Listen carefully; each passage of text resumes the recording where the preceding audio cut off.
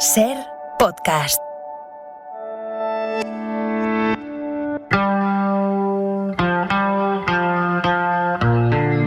Hoy en día no tengo buen concepto del negocio discográfico, ha cambiado mucho, el artista ha perdido valor económico por su trabajo.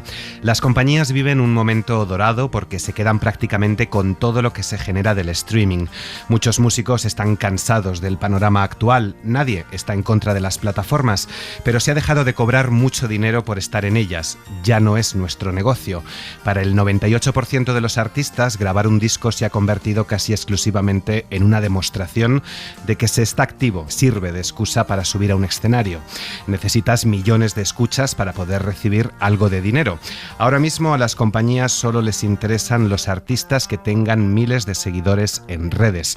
La parte romántica del cazatalentos ya no existe, se premia al que tiene mejor radar. Esto le ha contado Nacha Pop a Laura Piñero. ¿Qué tal? ¿Cómo estás? Hola, muy buenas. Laura es compañera de La Ventana, colaboradora de La Hora Extra y acaba de publicar Aquellos años accidentales en libros Cúpula sobre Dro, la discográfica independiente que lo cambió todo. Dro es Discos Radiactivos Organizados, absorbida por Warner en diciembre de 1992, una discográfica que ha acogido a bandas tan dispares como Loquillo, Gabinete Caligari, los primeros en vender 50.000 unidades de un disco, este que estamos escuchando.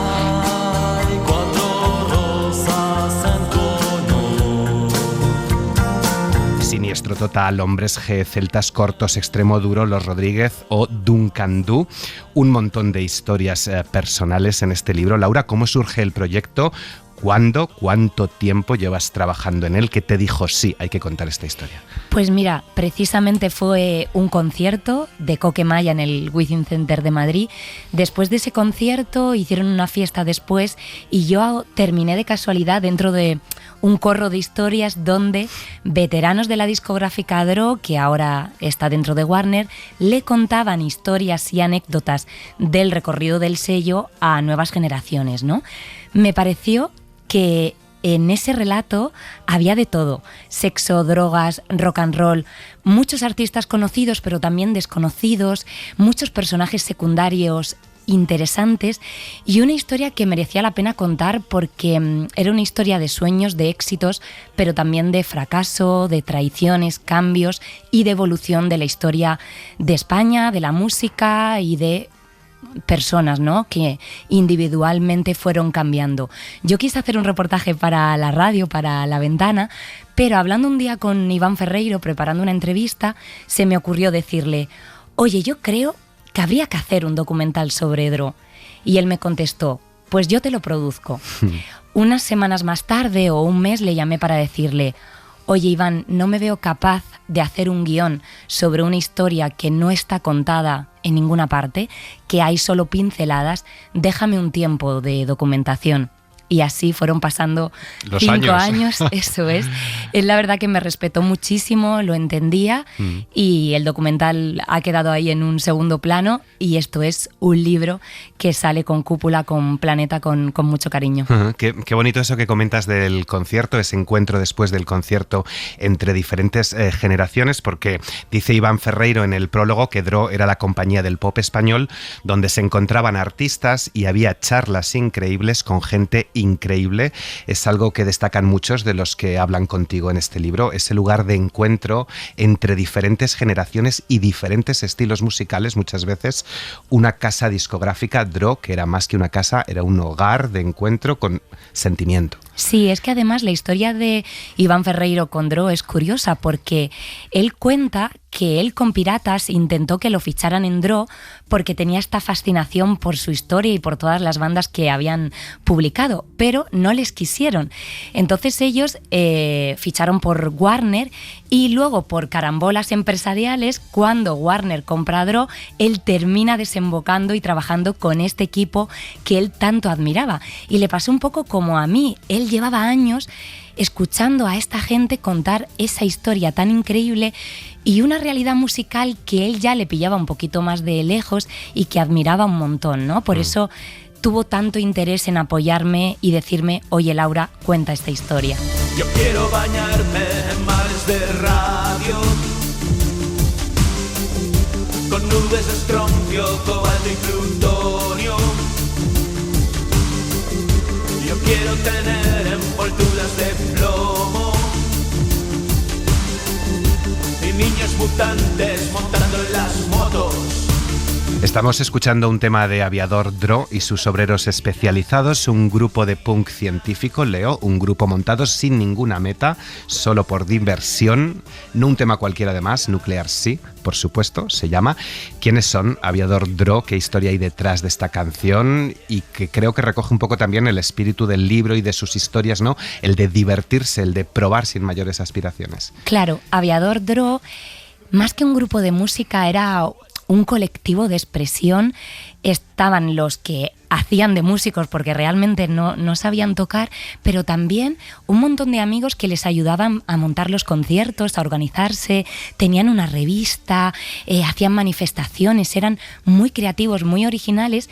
Y dentro de esta originalidad, como las multinacionales y las grandes compañías no querían editar su música, tuvieron el impulso de crear su propio sello independiente para publicar sus discos siguiendo el ejemplo de las compañías inglesas. Esto fue en 1981-82.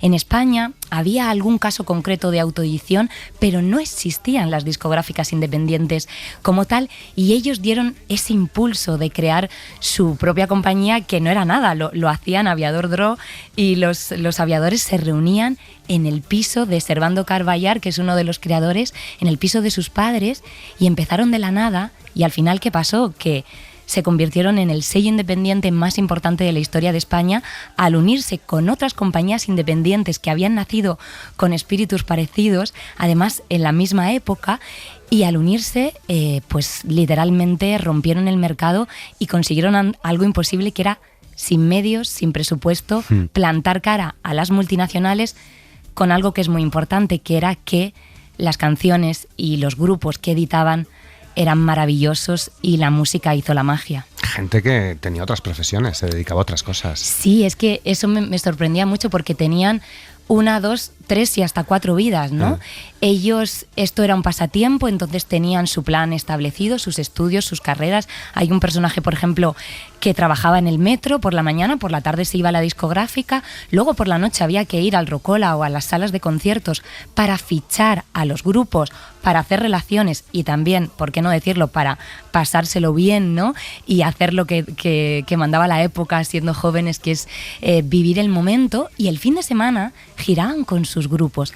Pero tenían tanta pasión que les compensaba. Eso sí, cuando el proyecto ya creció mucho, tuvieron que decidir entre un trabajo estable, establecido, el que tu familia apoyaba, a dedicarte a un negocio, el independiente, que estaba por desarrollar en España. Ahí algunos optaron por un camino y otros por otro. Se habla mucho de grupos, de bandas, se habla mucho también de compañías discográficas, del poder de las discográficas y de los peros de las discográficas. Pero, los peros que dice Servando Carballar. Hay discográficas independientes como Lemuria Music, como Tres Cipreses, Gasa y Twins, absorbidas por Dro al final. Está luego la gran Hispavox, a la que pertenecía Alaska, que la defiende como una compañía nacional, no una multinacional. ¿Qué sentimiento tienes tú hacia las grandes compañías y estas pequeñas independientes? Sí, bueno, yo al final mi postura durante todo el libro es que para mí no hay un sistema mejor ni peor.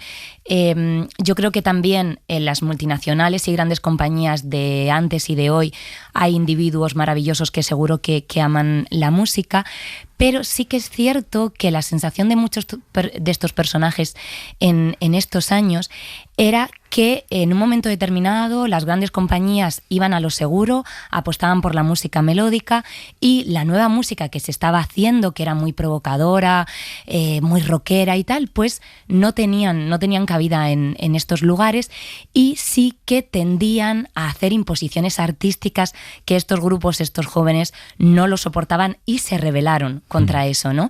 El caso de Alaska que citabas es muy bonito porque ella tuvo la suerte también por su talento, que siempre tuvo el respaldo de Hispavox, que era una gran compañía. Pero ella insiste en algo. Esa gran compañía se hizo gran compañía después, pero empezó como algo de emprendedores también pequeñitos, ¿no? Lo que le pasó a Alaska es que sus amigos estaban publicando con las independientes. Y ella bebió de todo esto, y cuando en Hispavox le decían cosas como, oye, deja tu grupo y te vamos a lanzar como la nueva Karina, ella decía, no, mi personalidad es mi personalidad, yo quiero decidir. Es decir, ella consiguió ser independiente dentro de una gran compañía. Y también como Iván, con los cambios empresariales, terminó en Warner Bros. Más adelante, ¿no? Y siempre dijo una frase que les encanta a muchos de los entrevistados, que es que Dro fue la primera independiente que absorbió una multinacional, porque luego varios de los trabajadores de estas independientes fueron directivos de Warner. Y durante unos años parece que ese sentimiento independiente estuvo conviviendo y reinando en la multinacional. Grandes decisiones sobre si apostar por un trabajo estable o lanzarse a la creatividad artística y la música. Grandes decisiones también después, como la de Loquillo, que se va de Dro a Hispavox, como la de Gabinete Caligari a EMI, lo emocional y la pasta, claro, que les ponen encima de la mesa. Es una historia, como decías, de sueños, de éxitos, de fracasos, de amistad, de amor, de relaciones laborales. Una industria muy pequeña, con pequeños márgenes, algunas quiebran. Dro, de hecho, se aprovecha de la quiebra de una de ellas. Es un libro con muchas heridas, aunque los años lo dulcifican casi todo, como te leemos, guerras añejas, egos heridos, y tú tienes esa distancia temporal, como firma Diego Manrique, para poder contar estas historias que, claro, todavía supuran, ¿no? Sí, yo debo admitir que sentí mucho pudor contando esta historia, porque no era mi historia, es la historia de toda esta gente, y tuve cierto síndrome de la impostora porque pensaba además que este libro lo podía haber escrito un periodista, que los hubo en esa época y muy buenos, que lo vivió en primera persona, que es amigo de estos músicos o de la gente de estos sellos.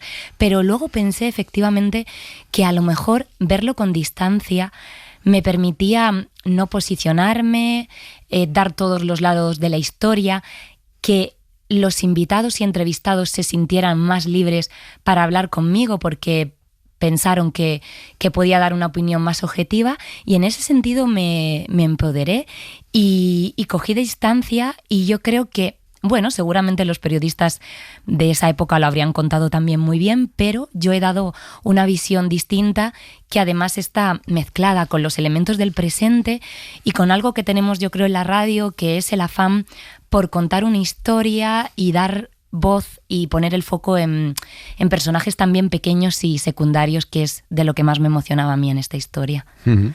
Esta es la historia de unas personas a las que les gustaba la música y montaron una compañía de discos, dice Ferreiro. El amor a la música, algo que en las discográficas no siempre se da, era todo afición, no había sentido del marketing. Leemos en Dr. Fleming, era más romántico que hoy. Quiero invitarte a compartir con los oyentes esta reflexión de Siloé. Nosotros ya sacamos canciones ya pensando casi en el directo, fíjate, ¿sabes? En decir, fíjate, pues esta canción la vamos a poner al final, o esto, podemos hacer un show aquí para que la gente cante con nosotros, ¿sabes? Ya pensamos de esa manera, ¿no? Y creo que ahora mismo un grupo como nosotros emergente no puede parar, porque desaparecería, la información nos enterraría, ¿sabes? Nos dejaría abajo. Y si dejamos de tocar, no vivimos. Y buscar ese equilibrio entre sacar canciones todo el rato, pero también que tengan calidad y que tenga sentido y que nosotros lo podamos hacer. Y para financiarlas ha habido a veces hasta un crowdfunding, sí, ¿no? Hemos hecho dos, de hecho. Todo. Hemos hecho dos, de hecho. De todo. Hemos tirado también de empresas, de amigos que nos han financiado. Sí, sí. Hemos tirado de, bueno, absolutamente de todo. Y siempre hemos saldado nuestras deudas con creces y en el fondo es que la cultura, no voy a decir que se sujeta por tus amigos, porque no es así. Muchas veces se sujeta por tu fan. Pero es que en el fondo también, cuando tú vas me da igual al garito al que vayas a comprar los vinilos, o sea, tú lo estás sujetando de la misma manera, o con las entradas, o estás consumiendo ahí publicidad de Instagram, y a nosotros en el fondo ahí nos patrocina una empresa. Y todo, o sea, es un poco la cultura del mecenazgo, pienso, que no hay que tener miedo para nada. Siempre existió. Y parece que eres menos romántico porque una marca patrocina tu gira, no, tío, no. O sea, no Todo pasa lo nada. contrario. O sea, nosotros cuando nos ponemos a hacer temas, lloramos con los temas, estamos haciendo los temas y somos los tíos que más nos emocionamos del mundo con los temas. Pero nuestra empresa no sobreviviría. Hay muchísimas bandas. Esto es un ejercicio que hacemos nosotros muy de vez en cuando, que es cogemos cartel de festival que nos gusta, ¿vale? Cartel de festivalazo que nos gusta, y esto lo puede hacer la gente, y coge desde 2009, tú puedes coger el cartel del Sonorama, un festi un festi que mole, como que el mole Sonorama. y que lleve tantos años, ¿vale? Que hay bastantes. Y ponte a ver la de bandas españolas que han desaparecido. O sea, pero es que desde 2012 miras y quedan 5 artistas. Pero gente de headline, o sea, gente que estaba arriba, Sí, o sea, sí, que sí. los nombres eran grandes. Y gente que ha desaparecido, tío, porque Y es una pena. seguramente no se dedicaban exclusivamente a la música, seguramente sus discos los tiene alguien, porque el que tiene los discos, por cierto, sigue ganando pasta. Que esto a veces, ahí también hay otra genialidad, de que el pibe que apuesta 6.000, 12.000 euros por pagar una producción, de repente esa banda desaparece, pero él sigue reproduciendo Él temas. sigue ganando streaming, ¿sabes? Es la Pero- hostia esto, Ya. ¿eh? Entonces, digo que en el fondo, a nosotros lo que nos da pena, ¿sabes qué es? Que esas bandas que nos gustaban no sigan sacando Claro. álbumes. Y eso nos fastidia porque no podemos seguirles escuchando. Es una realidad. No queremos que la gente que nos escucha a nosotros un día diga, joder, es que Siloé ya no existe, macho. Es que ya no da para más. Y eso es fácil que suceda. O sea, este año ha sido bastante fácil. Pues Sí. te endeudas para poder hacer un buen disco, te endeudas con yo qué sé, para poder hacer una buena promo y que aquí haya un pesado que esté llamando a la cadena SER y diga, oye, tío, tienes que meter esta entrevista aquí. A ver, creo que dejan varias reflexiones en el Sí. aire, muchas que quería compartir contigo. En primer lugar, lo de si no se es menos romántico por pensar en el marketing, que también hay arte en el marketing y en la publicidad y en las campañas, porque al final tienes que financiarte. No sé si estás de acuerdo. Yo creo que son nuevas formas de darte a conocer. Antiguamente, en los años de estos grupos, claro, esa inversión de marketing tenía más que ver con cómo podían entrar en los grandes medios, en las grandes cadenas musicales, y ahora quizás ese marketing puede ir enfocado a redes y demás. Para mí creo que está bien en los tiempos actuales que inviertan en eso. En segundo lugar, se preguntan qué ha pasado con bandas que eran súper punteras hace solo 10 años, pero pongámonos en los años 80 como en tu libro, y que hoy casi todas han desaparecido. ¿Por qué? Vale, hay un problema principal, que es que ya no se venden discos físicos, muchísimos ingresos iban ahí, entonces ahora hay que girar para hacer caja, y además de esa gira, las discográficas multinacionales e independientes también, los managers se quedan porcentajes, es decir, hay que mantener como toda la infraestructura que rodea ese concierto, ¿no? Entonces es muy difícil a veces que cuadren los números, y que además pues no tengas que estar pluriempleándote y no persistiendo en el camino. Yo creo que es eso. Hago otra vez la reflexión, el tema de pagar por la música, ya no solo por el disco físico, ¿no? También por un concierto, por una experiencia. Eso tiene que no perderse, pero el público de repente no engancha a largo plazo con las canciones, habría que preguntarse por qué. Y en último lugar, Aviador, me decías que creó su propio sello discográfico, también Siloé, comenzó autoproduciéndose, formaron parte de una discográfica a la que todavía están atados, porque las reproducciones, el streaming se lo lleva esa discográfica, hasta que han creado su propio sello. Te planteo una pregunta que se formula en tu libro: ¿qué supuso para la industria musical de España que estas bandas se autoeditaran y editaran también a otras bandas de la época? Pues realmente lo cambió todo, porque hasta ese momento los grupos, los artistas, el público no imaginaban que si no tenías el apoyo de una gran compañía podías publicar tu disco. Ahora podemos publicar una canción o escuchar una canción, o cualquier artista puede subir una canción a una plataforma con mucha más facilidad, pero antes grabar era carísimo, las horas de estudio eran una millonada, tenías que pasar por la fábrica de discos, por la tienda, o sea, era una cadena que no todo el mundo, muy pocos tenían acceso a ella, ¿no? Entonces estos sellos demostraron que era posible, y gracias a estos sellos, a estos artistas y a estas canciones, tenemos estos discos que yo creo que a muchos nos han cambiado la vida, ¿no? Porque al final las canciones nos hacen felices, nos hacen reír y son parte de la banda sonora de nuestra vida.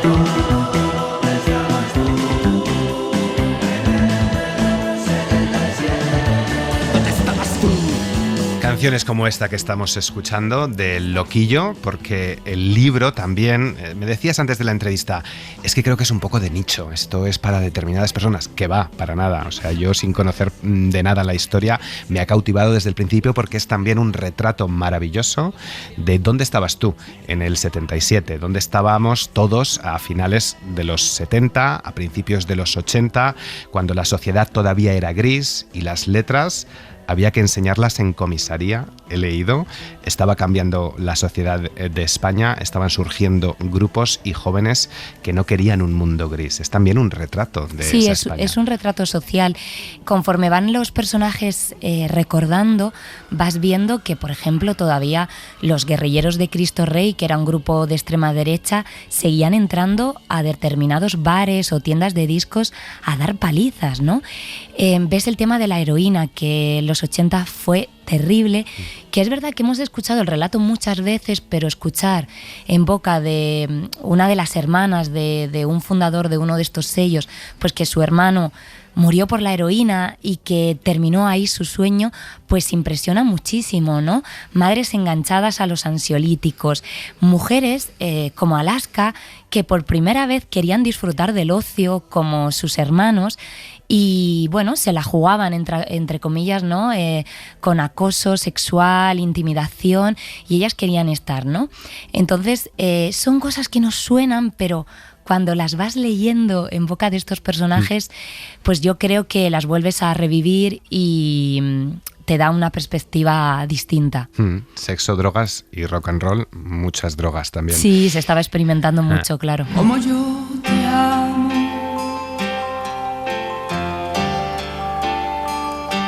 como yo te amo, recuérdalo, recuérdalo. Nadie te amará. Y un país, musicalmente hablando, de folclóricas todavía. Rocío Jurado era número 1 en los 40 principales y lo que interesaba eran artistas como ella, como Perales, Julio Iglesias o Rafael. Esas eran las apuestas nacionales de las discográficas. La industria, Leo, prestaba más atención al intérprete, a Rafael, y nosotros queríamos conocer más al compositor, a Manuel Alejandro. ¿Cómo era musicalmente aquella España? ¿Y crees que se valora hoy más a los compositores y compositoras? Sí, yo creo que ahora se pide a los artistas que compongan y canten sus canciones. Vuelvo a decir lo mismo, no creo que un sistema sea mejor que otro, porque también me parece un valor, ¿no?, que hagas una sinergia con un compositor, tú que tienes una voz impresionante y la cantes, ¿no? Eso también es bonito. Pero es verdad que estos sellos empezaron a valorar que fueran un artista en todos los sentidos, que tuviera su personalidad, que se encargara de todo el proceso, porque tenían la sensación que eso los hacía más auténticos. Es algo que repiten mucho los de estos sellos independientes, de nuestros artistas hacían de todo directamente. Hoy somos menos folclóricas musicalmente hablando.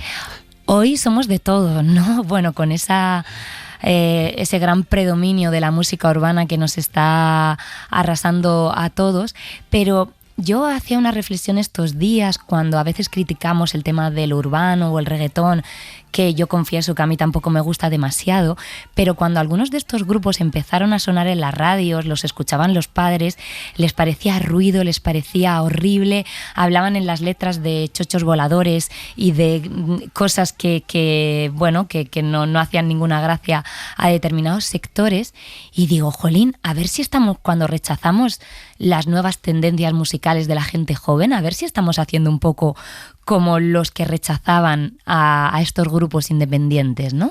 Yo creo que hay que respetar cada tiempo y cada música y buscar su valor, ¿no? Hay un productor, Eugenio Muñoz, que me gusta mucho porque él era muy músico de música clásica, todo bien configurado y demás, y se pone a grabar a grupos de estos modernos, como decía él, y dice, pero si no sabe cantar, si no sabe tocar la batería, ¿pero qué hacéis?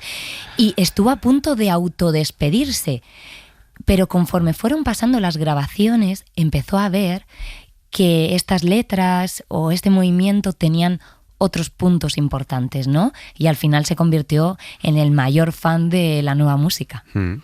Quería compartir contigo y con los oyentes también otra reflexión de Sergio Dimalt, es el fundador de una banda de Salamanca que se llama The Son of Wood. No es tan necesario como quizá en los años 80 o los años 90 o mucho antes el hecho de ir a una gran urbe para que la gente te conozca, para posicionarte en el mundo de las radios, para...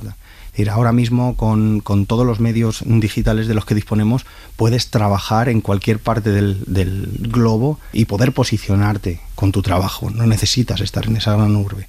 Desde nuestro punto de vista es un poco también lo que perseguimos o lo que queremos. Nosotros ya llevamos más de 100 conciertos a nuestras espaldas desde 2017, hemos girado por toda España, hemos estado en todas las capitales, pero también hemos tocado en muchos sitios que no son capitales. Muchas veces las giras son muy desagradecidas con el pequeño núcleo, por decirlo de alguna manera, y también pues hay que intentar un poco pelear en ese sentido. Es otra de las reflexiones también de tu libro. Madrid era aún más Madrid, era el centro de todo, adviertes en la introducción, y Barcelona dejaba de ser el centro, al menos musicalmente hablando, lo que levantaba la suspicacia de algunos músicos. Hay pullas que se tiraban unos a otros, lo hicieron algunos con siniestro total.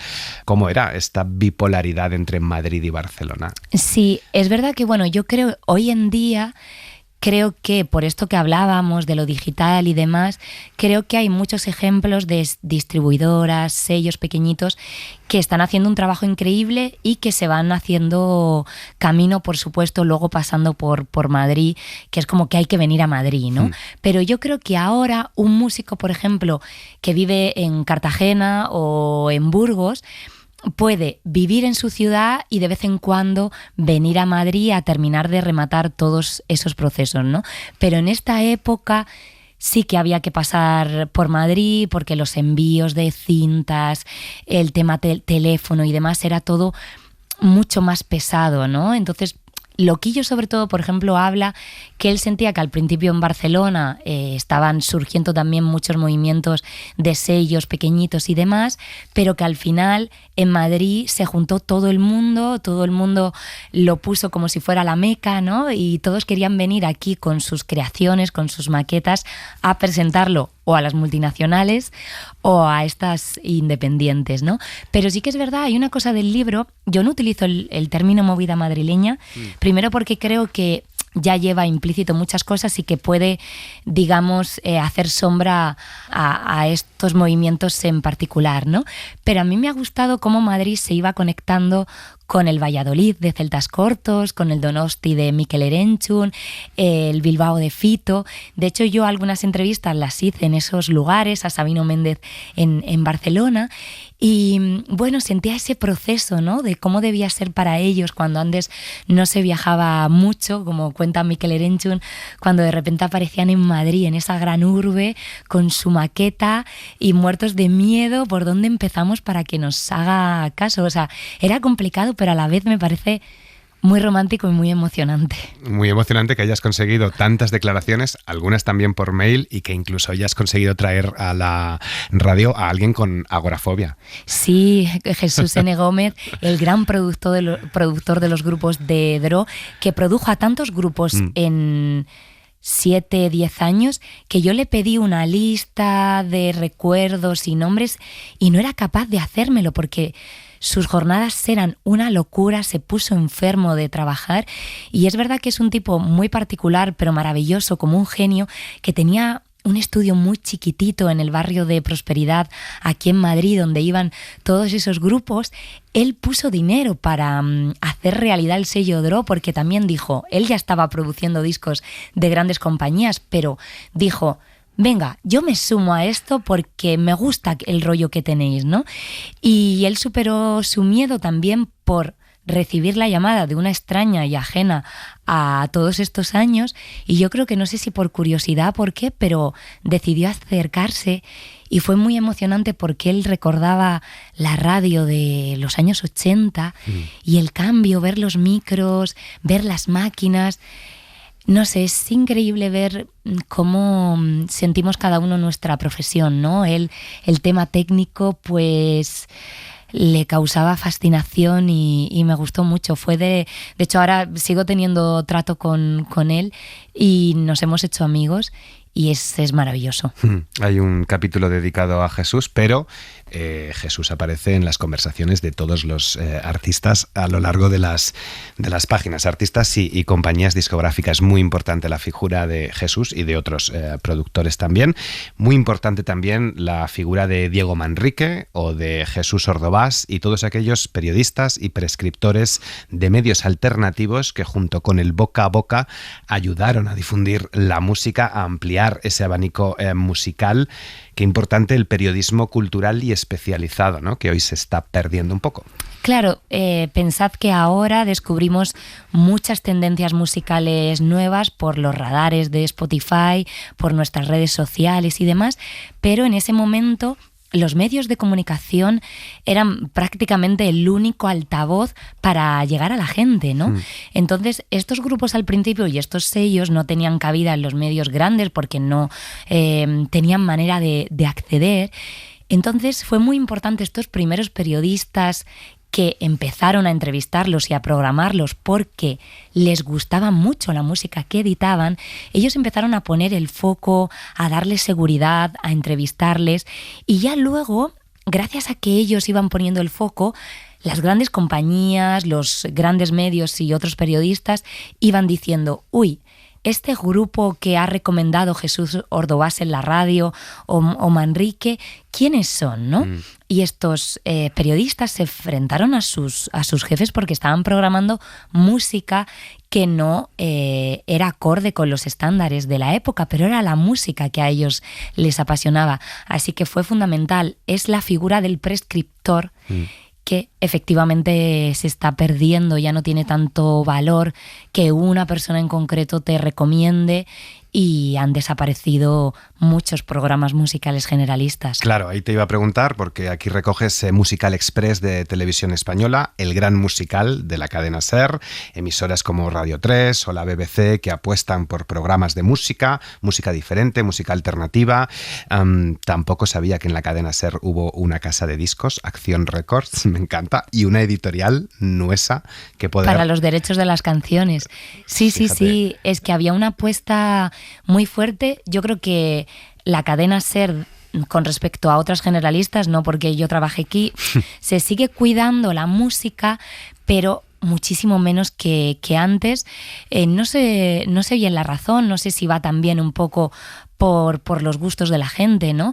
Pero los músicos sentían bastante pena de que ya sienten que cuando hacen promo tienen muy pocas opciones, y sobre todo a los más veteranos les cuesta aceptar que ahora la promo es una inversión en redes sociales, es que un influencer hable de tu disco, este tipo de cosas que les superan un poco. Vuelvo a, no sé qué sistema es mejor o peor, pero hay un cambio radical. Me encanta, por cierto, el contrato que firmó Dro con Siniestro Total, esas dos únicas cláusulas que recoges en el libro. Hoy es impensable firmar un contrato así, con esa libertad, ¿no? Dro propone hacer un disco, Siniestro Total dice que vale que sí, punto. Eso es todo el contrato. Sí, eso es una recreación que hace él, me hace mucha gracia porque Julián Hernández de Siniestro Total pidió contestarme por correo electrónico, por carta, él quería escribirlo, y esto lo que escenificaba él cuando lo escribe es que en esa época tanto estos artistas como estas discográficas independientes no firmaban contratos porque no tenían ni idea, si es que estaban empezando. Eso, cuando empezaron a crecer, ocasionaron muchos problemas tanto a las discográficas como a los artistas. Artistas que pudieron irse porque no tenían un contrato que les atara, como en el caso de Loquillo o Gabinete, que tenía atado hasta un disco en particular. Y claro, tú imagínate para estas independientes que apostaron por unos artistas desconocidos, que de repente se fueran cuando estaban facturando. Fue muy duro. Y luego, a la inversa, los artistas también se tiran de los pelos por no firmar contratos para asegurar los derechos de sus canciones y tienen problemas a día de hoy con esas cosas, ¿no? Entonces ellos fueron aprendiendo sobre la marcha. Sí que hay diferencias entre unas discográficas y otras. Se nota los que tenían, por ejemplo, en el equipo a los abogados, ¿no? Que se ponían más las pilas y tal. Pero una cosa muy importante que he aprendido en este libro ya no es solo tener un contrato, es leerlo bien y si tú no eres capaz de interpretarlo, pedir a alguien que te ayude porque te pueden atar para toda la vida y le está pasando a muchos artistas, lo estabas tú comentando antes con Siloé, que se siguen firmando cosas que luego son una cárcel, ¿eh?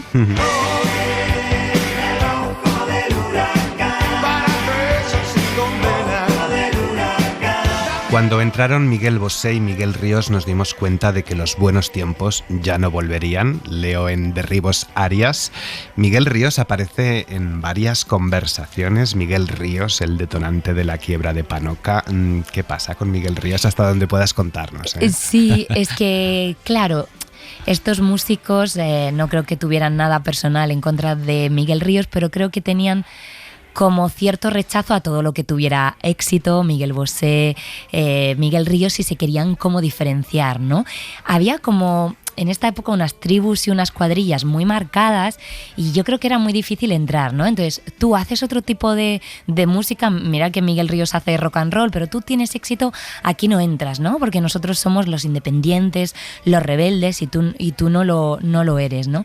Y luego también el tema de Pancoca. Pancoca es una distribuidora de discos que montó Óscar Mariné con su hermano, que distribuían discos y también merchandising de grupos de música, camisetas, chapas, que ahora es algo que es muy común, pero en esa época ellos fueron pioneros en crear esos objetos en torno a los grupos y venderlos, ¿no? Entonces, como estos grupos no tenían distribución de los discos a nivel de toda España, como podía tener el Corte Inglés, por ejemplo, se buscaron a esta distribuidora para que les distribuyera los discos, ¿no? E hicieron ahí una sinergia. ¿Qué pasó? Según el lado de las discográficas, que esta distribuidora que apoyaba mucho a Miguel Ríos se metió en un negocio de la gira de Miguel Ríos, la gira no fue bien y se arruinaron. Óscar Mariné de Pancoca niega totalmente este hecho, pero las discográficas dicen que sí que fue así y lo que fue una realidad, quebrara o no quebrara, es que Pancoca cerró, según Mariné, porque querían hacer otra cosa, y estas discográficas, muchos de estos sellos, o se fueron al garete o se tuvieron que unir para no hundirse porque se quedaban sin infraestructura y, según denuncian, Pancoca se quedó con un dinero de sus discos que nunca recuperaron. Y para un sello pequeñito que está empezando, eso, como leemos, es una ruina. Pancoca, que he dicho Panoca. Nada, Pancoca. Es una historia muy bien tejida a través de las voces de un montón de gente. Son 500 páginas de libro con una extensa y profunda documentación, una labor, entiendo que muy intensa. Te ha costado mucho hilarlo todo porque está muy bien contado y sobre todo me llama la atención que al final de algún capítulo dices, continuará. Y te deja en lo más alto, ¿no? En un hype ahí al lector de decir, ¿pero qué pasa? Y hasta más adelante, pero bastante más adelante, no llega la segunda parte. Claro, es que yo iba conectando vidas de gente que yo iba entrevistando que desordenaban los recuerdos, que lógicamente esto pasó hace 40 años, no recordaban muy bien. Entonces, al principio, bueno, casi me explota la cabeza para poder ordenar las fechas, las referencias, unir una cosa con otra y fue muy, muy complicado y me di cuenta de algo, que la memoria es muy frágil. Estos personajes pensaban que no les estaba pasando algo extraordinario, vivieron a toda prisa, se drogaron mucho y muchos sufrían al no recordar bien y tuvieron que hacer un esfuerzo muy grande, salvo casos concretos como Sabino Méndez, que me contaba, eso me impresionó mucho, que él, después de volver de fiesta, hacía el ejercicio de escribir su diario y gracias a eso había podido recordar mejor. Hay personajes así concretos que al tener un hilo conductor más firme me han permitido ordenar los recuerdos del resto porque era muy complicado. Y uno de mis aprendizajes ha sido ir apuntando cosas que me van sucediendo y que no quiero olvidar. Nadie dijo que fuera fácil la revolución, da igual que mañana duelan los huesos. Laura Piñero, todos somos el resultado de aquellos años accidentales, por eso te damos las gracias por escribir esta historia, aquellos años accidentales, y por estar en La Hora Extra. Ha sido un placer, muchas gracias a ti, a vosotros. Cadena SER. La radio.